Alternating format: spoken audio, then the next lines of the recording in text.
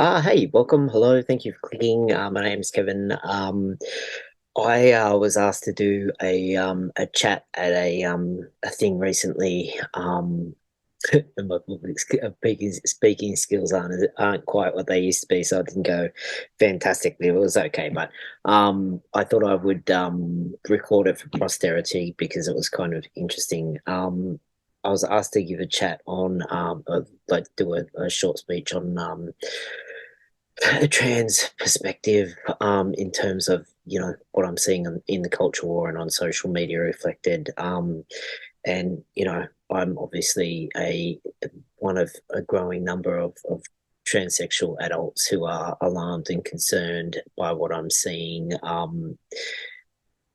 Yeah, it's kind of the opposite of what I've expected, what I've come to expect, from interacting with trans individuals for decades at this point. Normally, historically people transition, get what they needed in order, and for the most part go off and, lead productive lives. Whereas, what I'm seeing reflected on social media at the moment is, people opting to transition and then having, like diabolically poor mental health outcomes from, from what I can see, which is concerning.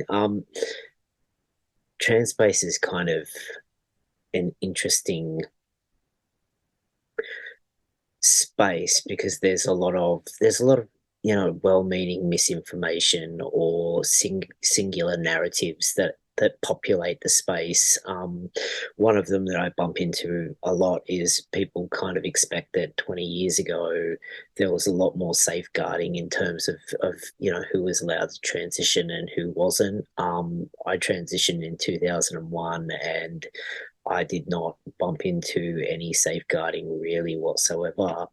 I found out from a friend, um, a GP practice that would refer me to the gender centre. Um, I went on I went to the GP on my first visit. I think normally in Australia, like they're 15-minute um, sessions when you see a GP, you go in 15-minute increments. I think it went for a bit longer than that, and she asked me a few hard questions, but nothing out of the out of the ordinary. Just what you would normally expect. There wasn't too much pushback really. I got the referral to the gender centre on the first visit, and then when I went to the gender centre 2, 3, 4 weeks later, I can't remember, I was offered a referral to the endocrinologist on my first visit. That kind of freaked me out, so I refused it. It took me another 2 or 3 visits before I actually accepted the referral. And then on my first endo visit, I was okayed for going on to testosterone. I didn't have to do any therapy of any description, which is kind of horrific. Looking back, it kind of is like alarm bells, but at the same time, it was kind of a different time back then. Like, and I also fitted, um, like the typical characteristic of someone that would have rocked up at that point looking for hormones or looking to transition. Um, there wasn't a huge range of different types of people, looking to transition. Most people were, reasonably masculine already. So there was kind of almost a look that I definitely had that, I think the doctors kind of had played it out so many times. By the time I came along, I just fitted the bill and it worked out. So they were right. But um, it's kind of interesting because a lot of the rhetoric has changed. Like a lot of the cultural understandings have shifted quite dramatically in the last 2 decades. Since 2001 when I started. Um, you know, People that self-selected into wanting to transition back then, there wasn't the celebration. It wasn't widely accepted, but it also wasn't the cultural death sentence, or like I didn't really get a lot of pushback in either direction. People didn't think that it was cool. I wasn't celebrated. I didn't get free passes, but I also didn't get called a freak or any of the stuff, any of the negative stuff. It was kind of this in between, in the middle kind of thing. But even so, like at the time, a lot of the rhetoric about being transsexual was really negative. So, the people that were self-selecting and going into the doctors to start the process of transition really kind of had to consider what we were doing, because there was the potential that it would cost you your job, or your family members that would no longer speak to you, or friends that would disown you. Like, it was kind of a big deal. So because there wasn't the acceptance, the automatic acceptance and the celebration there is now, people kind of had to consider the costs a lot more, and the rhetoric around. I wasn't told that it was experimental, but it was certainly made clear to me that there might be medical outcomes from me doing this that were unknown at the time, and presumably are still unknown to this day. Yeah, so it was kind of a different time, just like almost a different world in that instance, because there wasn't a lot of safeguarding in Sydney. It would change from place to place. Obviously, I know in Melbourne at the time there was a lot more safeguarding than there was in Sydney, but in Sydney it was certainly informed consent in 2001, which is kind of, it's kind of weird because people expect that 20 years ago there was a lot more safeguarding, but that wasn't my experience at all. Also, the kind of the purpose of transition was quite different at the time as well. It really wasn't a political thing to do. It was a very personal thing to do. And you kind of, for the most part, like 99% of people that I met, um, really were transitioning and hoping to go off and lead quiet lives, integrated into the suburbs. There was much more emphasis on, just integrating as best you could, where you could, and, you know, using transition as a tool to help lead a more fulfilling life. Yeah, so like obviously there were a few kind of queer, kind of arty types pushing boundaries at the time. Um, I transitioned with a guy that was on. They were called low dough guys at the time, or genderqueer guys. He took a half dose, and he actually worked in a public service, kind of public facing kind of job, where like he was working in a shop, and people would wander up and ask for help, and he would turn around and say, how can I help you? And people's response would be, are you a boy or a girl? And his response to that would be, what does that matter? How can I help?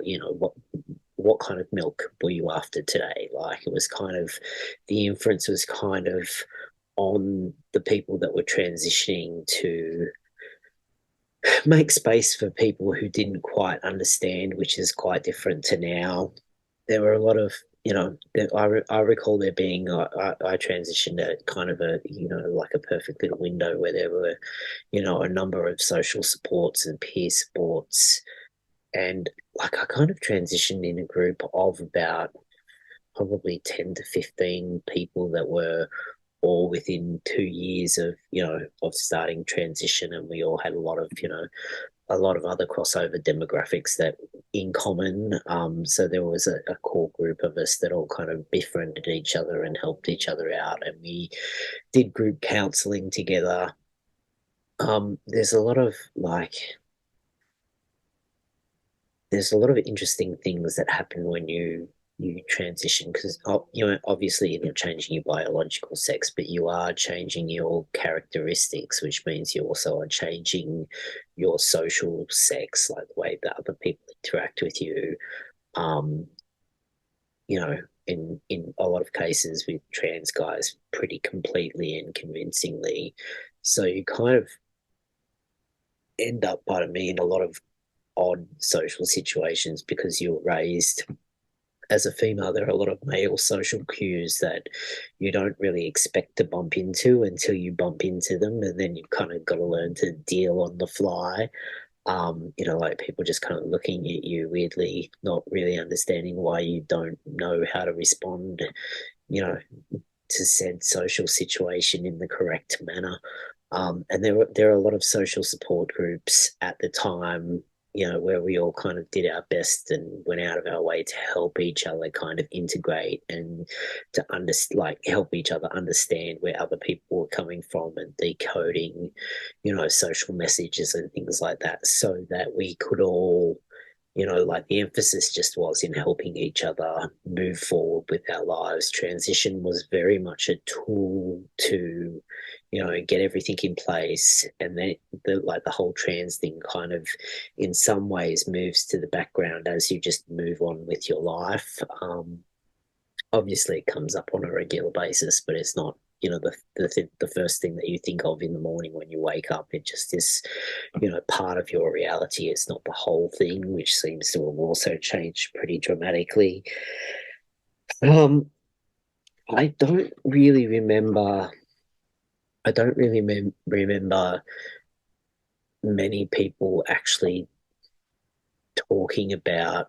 I don't remember bumping into anyone that really literally thought that they were actually changing their biological sex. There was, like it's a trans space, so you're going to meet all kinds of, outliers or people saying weird things that you disagree with. And there were guys. One that I bumped into regularly was, like I am now a man and I have a female medical history, which is now over. I bumped into that narrative quite a lot. But even so, at the time, like if you kind of asked a few more leading questions, most people would acknowledge that their biology was more or less the same as it had always been. And people seemed to focus. It was kind of like a glass half full thing. They kind of focused on the ways that they could transition and the changes that could be made, rather on the things that they couldn't change. And in some instances, that kind of led to people getting a little bit carried away with their narratives. But by and large, you could pretty much count on most people were reality based back then, which is also something that's significantly different now. Probably just this was my personal experience in meeting other guys and dealing with them for a number of years. Like it kind of seemed to me that roughly a third of the people that I bumped into in trans man spaces, I didn't really have that much to do with trans women, or I haven't had much to do with trans women until recently. They are two very separate communities. Not that they're really communities, but yeah, there wasn't a lot of intermingling. So probably about a third of the guys that I bumped into seemed to have some kind of mild to severe mental health issues on top of being trans. Some seem to, yeah, like there were a few pension type, disability type pension people, um, who had social supports in place, but their lives were, pretty much were at the time what they would be 20 or 30 years later. Like they had diagnoses with little hope of improvement. Um, and then another third of guys that I bumped into kind of had like emotional kind of irregularities or emotional issues, whether that be abuse or neglect, or families that had rejected them. They could be a little bit not neurotic in places. Um, and then the other third of guys that I like, these are very rough categories just from my experience, but like the other third of guys tended to be people that had, you know, mild to severe gender dysphoria, no other mental health comorbidities. They transitioned, got everything in place, and then went off and productive and integrated lives within the group of people that I transitioned in. I've worked with a number of celebrity chefs at a high level of kitchen life. One of the guys worked as a lawyer at, like a high international human rights kind of body. Um, Another guy was, like it was like a professional class of trans guys that had, career prospects and career pathways. Another one was like like a mid-ranking officer in the armed forces that has had a, pretty niche kind of and good military career, town planners. Like there was just like this class of people, like, they were professional that went off and lived, we went off and lived our lives quietly and, tried to integrate as best we could. Um, Over the decades, something very interesting happened with the second group of guys who had, you know, emotional discombobulation to some degree or another. A lot of those guys eventually kind of found themselves social support networks and were able to kind of move into the third group. They kind of settled down over time and made like they were able to make things work for the most part. Like I bumped into a number of those guys, like a decade or so into transition or 15 years into transition, and they had largely sorted themselves out and were living stable and productive lives. Um, Overall, it did kind of seem to me that transition was a net benefit to most people's lives overall. Um, Detransition was basically unheard of.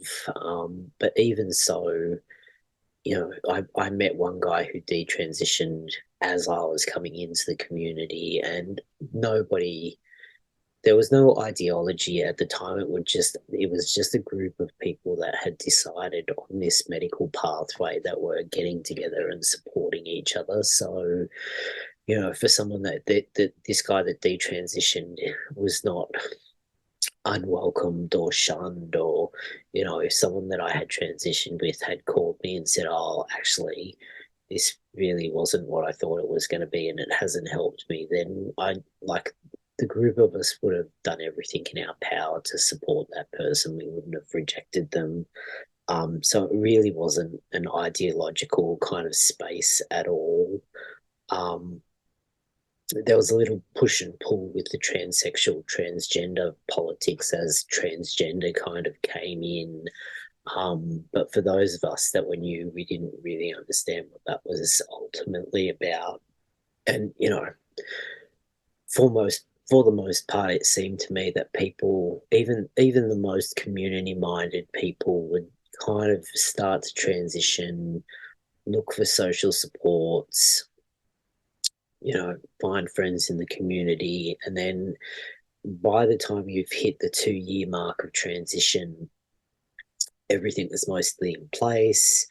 And it's the same story over and over again. So you kind of start to get a bit bored and you'll kind of want to move on. For the people that were really community minded, there were a few of us that stuck around for 3, 4, 5 years, facilitated meetings and, kind of moved into kind of more management support level kind of stuff. But after about the 5 year mark, people seem to get kind of burnt out, and you've got everything in place. You can only talk about the same thing over and over again for a set period of time before it just bores you and you kind of want to keep moving and keep growing. And, people just silently or quietly drop off the back end and move on with their lives.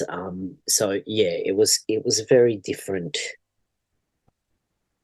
time to be trans. The whole thing was very not political. It was very, very different, much more individualistic and live and let live.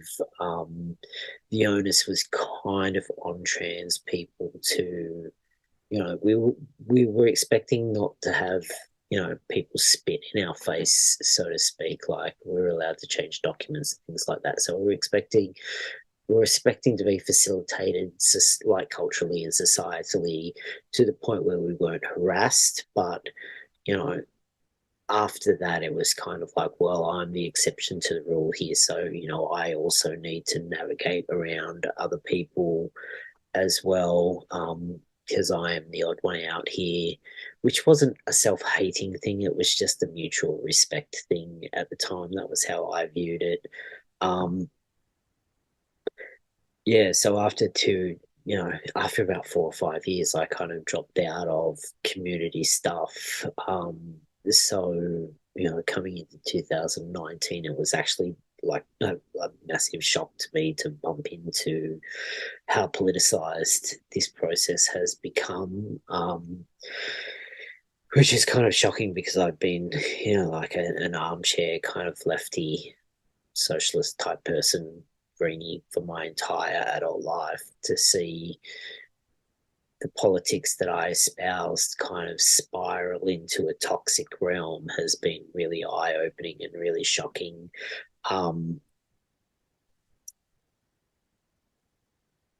It's kind of interesting because there are a number of transsexual people. Like there's a new Buck Angel and a few other transsexual adults are about in the process of launching a new movement called Transsexual Unity to kind of push back against this ideology and the kid stuff, and supporting detransitioners and things like that.